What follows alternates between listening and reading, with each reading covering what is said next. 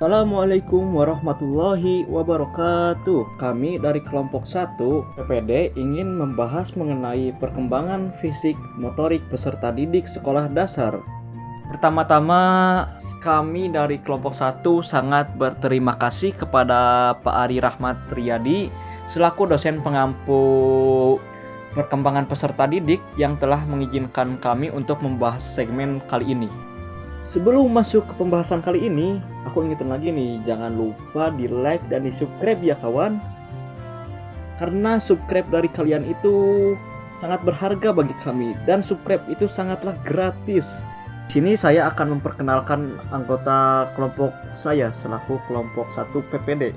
Nah, yang pertama yaitu adalah Farah Syafira Al-Kaifa, yang kedua adalah Kang Muhammad Ginanjar Pamungkas, yang ketiga adalah Mutia Aisyah Anjani, yang keempat adalah Pipi Wanita, dan yang kelima adalah saya sendiri yaitu Salman Sabila Hamudin. Di sini ada 5 pembahasan yang akan kami bahas di segmen kali ini. Yang pertama yaitu latar belakang, rumusan masalah, tujuan dan manfaat. Yang kedua definisi perkembangan fisik dan motorik. Yang ketiga faktor-faktor yang mempengaruhi perkembangan fisik dan motorik. Yang keempat, fase-fase perkembangan fisik dan motorik. Dan yang kelima yaitu upaya untuk mengoptimalisasi perkembangan fisik dan motorik.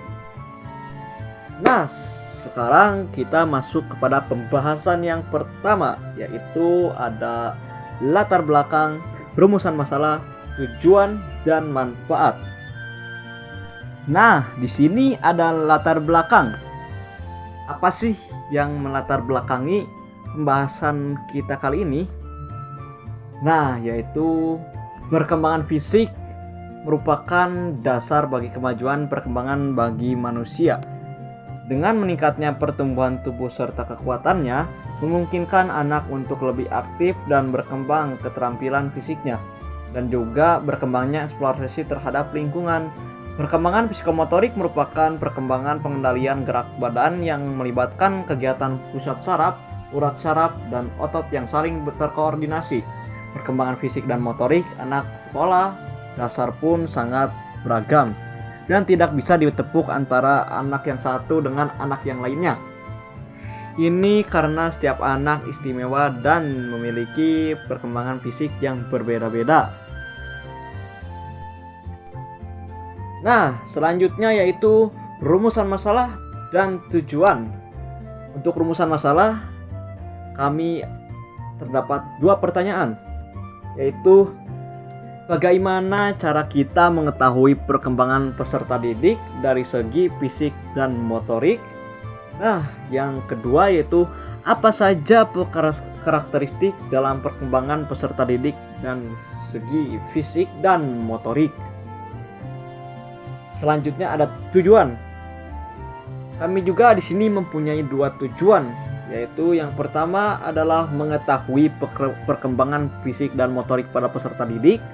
Nah, yang kedua yaitu menjelaskan dan memaparkan tentang karakteristik dalam perkembangan fisik dan motorik peserta didik. Nah, yang terakhir dari pembahasan pertama kita kali ini yaitu ada manfaat. Apa sih manfaatnya? Nah, manfaatnya yaitu penelitian ini diharapkan dapat menambah literatur di bidang pendidikan dan sebagai referensi penelitian selanjutnya. Baik, di sini saya akan menjelaskan tentang definisi perkembangan fisik dan perkembangan motorik. Yang pertama ada perkembangan fisik. Perkembangan fisik merupakan perkembangan yang mengacu pada perubahan komposisi tubuh, tinggi, berat, dan tingkat perkembangan otak anak. Pertumbuhan fisik anak terjadi relatif lambat dan konsisten antara usia 6-12 tahun. Perkembangan berlanjut hingga perubahan signifikan pada awal pubertas.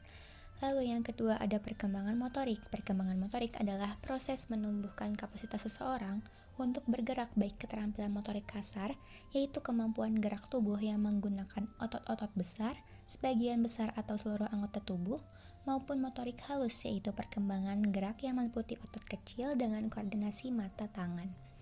Dari definisi di atas dapat disimpulkan bahwa perkembangan fisik dan perkembangan motorik tidak dapat dipisahkan karena saling berkaitan. Perkembangan motorik kasar atau motorik halus mempengaruhi perkembangan fisik yang optimal. Begitupun sehat fisiknya seseorang anak memberi pengaruh yang besar untuk perkembangan motoriknya. Baik, di sini saya akan menjelaskan mengenai faktor-faktor apa aja sih yang mempengaruhi perkembangan fisik motorik peserta didik itu. Jadi, faktor-faktor yang mempengaruhi perkembangan fisik motorik diantaranya yaitu yang pertama, faktor keturunan atau heredity. Faktor keturunan ini diantaranya adalah gen yang mempengaruhi tinggi badan, berat badan, warna kulit, warna mata, dan warna rambut. Faktor ini juga berkaitan dengan puncak perkembangan. Yang kedua, faktor lingkungan atau environment. Faktor lingkungan ini diantaranya seperti iklim, kesehatan, gizi, pola asuh, dan kasih sayang orang tua juga mempengaruhi perkembangan fisik anak loh. Lalu, bahan kimia, gizi buruk, dan polusi seperti asap rokok juga dapat memperlambat perkembangan fisik dan kognitif anak. Pengalaman seorang anak dalam keluarga juga mempengaruhi pertumbuhan dan perkembangannya. Kenapa begitu? Karena anak-anak yang dicintai akan tumbuh dengan rasa aman. Ketika kebutuhan fisik, emosional, dan sosial seorang anak terpenuhi, maka ia akan tumbuh menjadi anak yang baik dan percaya diri. Begitupun sebaliknya, anak-anak dengan pengalaman negatif di rumah akan cenderung tumbuh menjadi anak yang memiliki rasa percaya dirinya yang rendah. Motorik kasar seorang anak berkembang secara bertahap dan unik pada setiap individunya. Perkembangan motorik kasar anak berbanding lurus dengan pertumbuhan dan perkembangan tubuhnya. Oleh karena itu, faktor-faktor yang mempengaruhi perkembangan motorik kasar anak secara garis besarnya adalah faktor-faktor yang mempengaruhi tumbuh kembang anak, seperti yang dipaparkan oleh Sot Jiningsih yang dikutip oleh Yana Pratiwi tahun 2015 pada halaman 23 hingga 24. Faktor yang mempengaruhi tumbuh kembang anak yaitu yang pertama, faktor genetik. Faktor genetik merupakan modal dasar dalam mencapai hasil akhir proses tumbuh kembang anak. Yang kedua, faktor lingkungan. Lingkungan merupakan faktor yang sangat menentukan tercapai atau tidaknya potensi bawaan. Faktor lingkungan ini terbagi menjadi dua, yaitu yang pertama, faktor lingkungan yang mempengaruhi anak pada waktu masih dalam kandungan atau faktor prenatal. Contohnya seperti gizi ibu pada waktu hamil. Lalu yang kedua, faktor lingkungan yang mempengaruhi tumbuh kembang anak setelah lahir atau faktor postnatal. Di antaranya yaitu lingkungan biologis, contohnya seperti ras atau suku bangsa, jenis kelamin, dan penyakit kronis. Lalu faktor fisik, contohnya seperti cuaca, keadaan geografis suatu daerah, dan keadaan rumah. Kemudian ada faktor psikososial, contohnya seperti stimulasi, motivasi belajar, cinta dan kasih sayang, dan juga interaksi antara anak dan orang tua. Dan yang terakhir, faktor keluarga dan adat istiadat. Contohnya seperti pekerjaan atau pendapatan keluarga, pendidikan ayah ibu, stabilitas rumah tangga, kepribadian ayah ibu, adat istiadat, dan norma-norma. Nah, kemudian menurut buku yang ditulis oleh Heri Rahyubi tahun 2012 pada halaman 225 hingga 227, faktor yang mempengaruhi perkembangan motorik diantaranya yaitu yang pertama, perkembangan sistem saraf.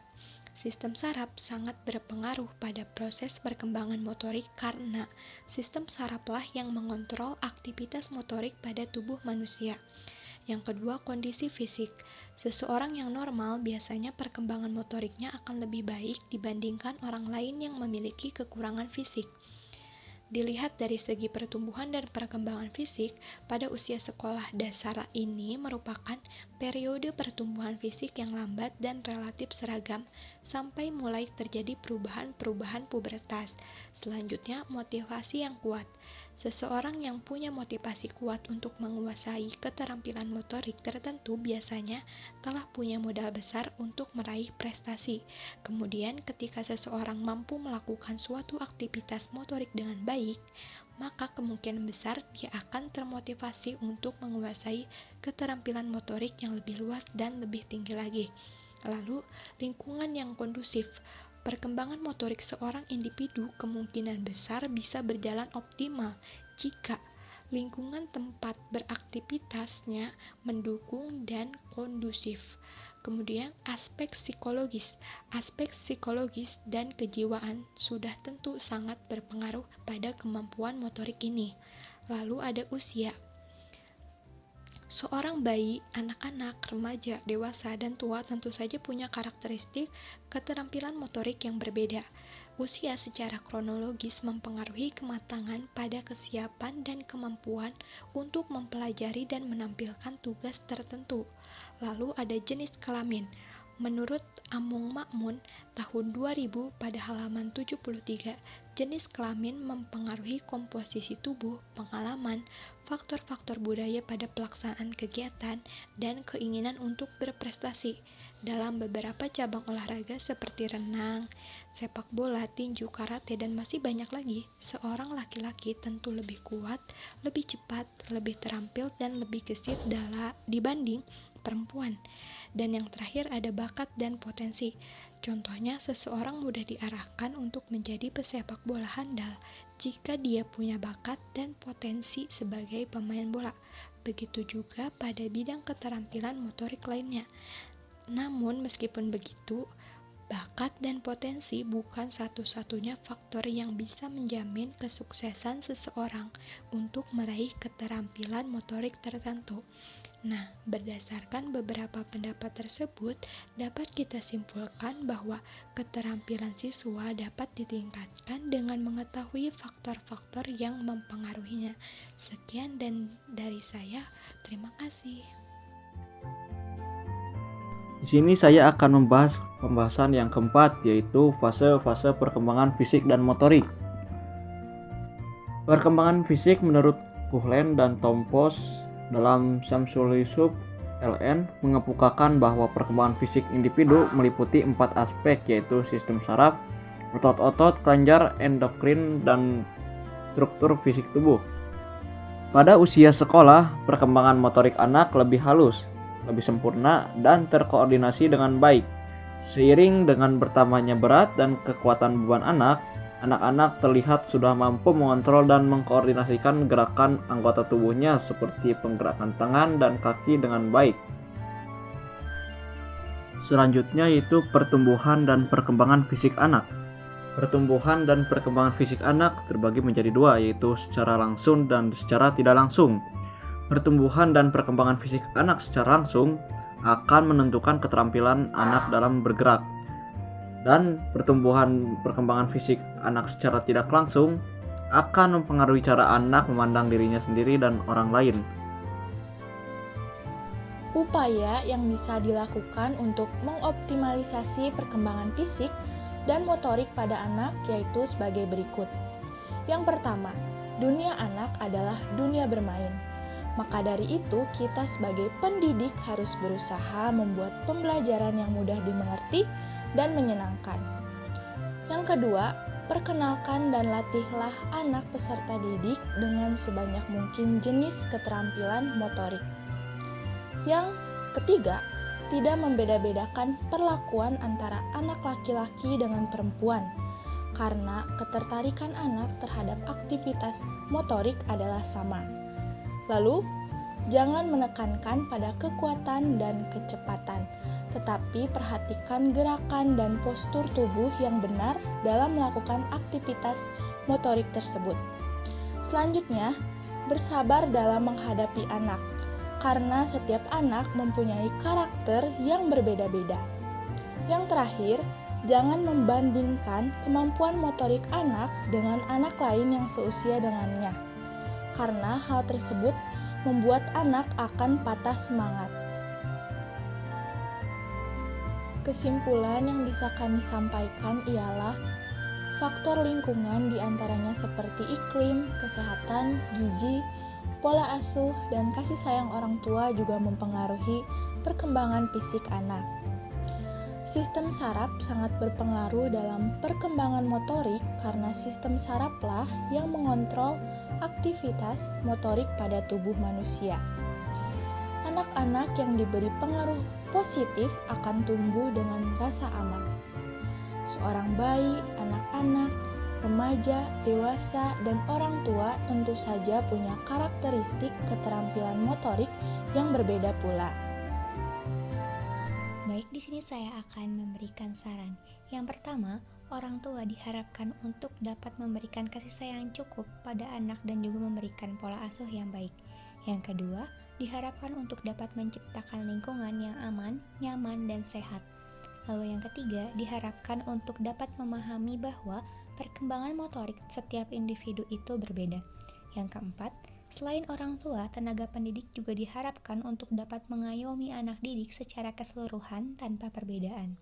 Lalu yang terakhir, di antara tenaga pendidik dan orang tua, anak didik juga harus terjalin komunikasi sehat dan efektif.